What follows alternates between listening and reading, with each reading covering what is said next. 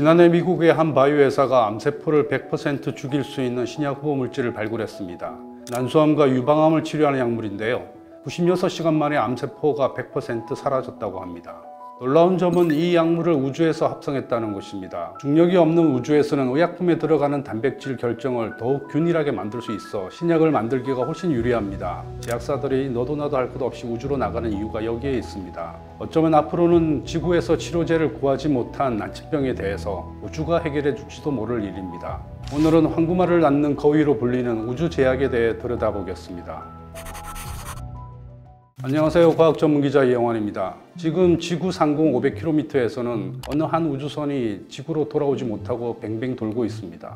바로 미국 바르다 스페이스 인더스트리가 만든 위네바고 1호입니다. 이 우주선은 지난 6월 미국 스페이스X의 펠컨 9 로켓에 실려서 발사됐습니다. 원래 9월 7일 지구로 다시 돌아올 계획이었습니다. 그런데 지구 재진입을 연방항공청이 불허했습니다. 안전 문제가 해결되지 않았다는 것이죠. 사람이 아니라면 지구 재진입은 아주 드문 일입니다. 대부분의 인공위성이나 무인 우주선은 임무를 마치고 나면은 중력을 끄고 중력에 끌려 지구 대기권으로 추락합니다. 그러면 마찰열에 의해서 불타 사라지죠. 다른 위성이나 우주선과 충돌하는 일을 막기 위해서입니다. 바르다는 이와 달리 위네바고 1호에 있는 화물 캡슐을 지구로 다시 보내기로 했습니다. 왜냐하면 그 안에 후천성 면역결핍증, 에이즈 치료제가 들어있기 때문입니다. 시형 간염 치료제로도 쓰이는 리토나비르란 물질입니다. 의약품에 들어가는 단백질은 중력의 영향을 받습니다. 지구에서는 균일하게 합성하기가 아주 어렵습니다. 하지만 우주에서는 중력이 거의 없기 때문에 단백질 결정이 균일하게 합성됩니다. 바르다는 우주에서 합성한 단백질 결정을 분석한 다음에 지구에서 리토나비르 제조 공정을 개선할 계획입니다. 그렇게 하면 성능이 훨씬 좋은 의약품을 더 저렴하고 간단하게 합성할 수가 있습니다.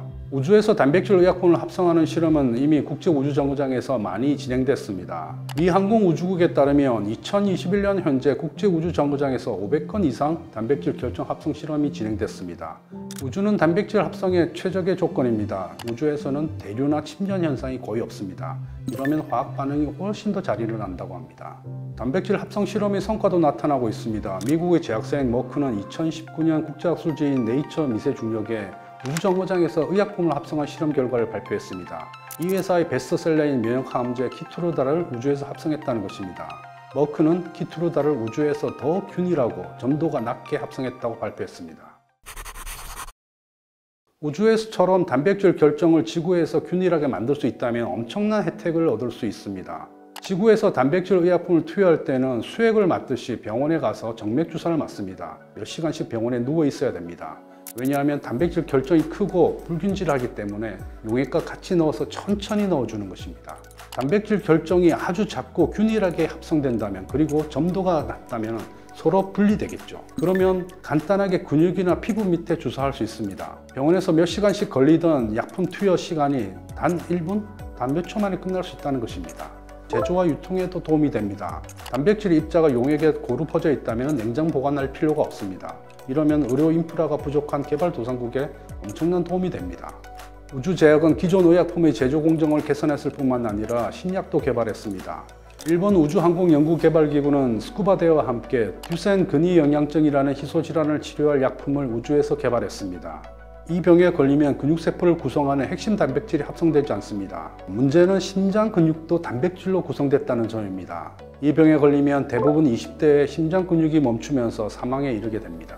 일본은 우주에서 약효가 가장 좋은 후보 물질을 발굴하고 최적의 합성법까지 개발했습니다.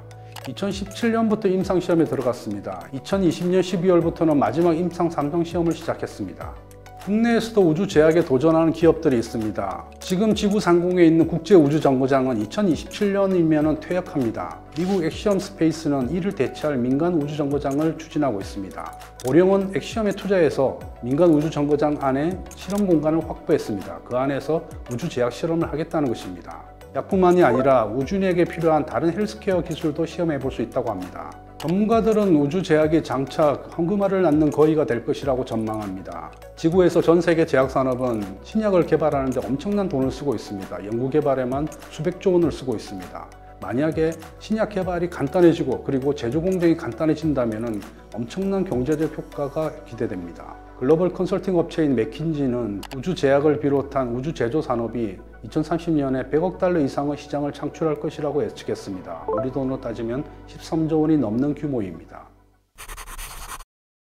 SF 영화를 보면 우주여행을 하는 도중에 다치거나 혹은 불치병에 걸려도 간단하게 치료하는 장면이 나옵니다. 빗을 쬐거나 간단하게 알약을 먹어서 금방 일어납니다.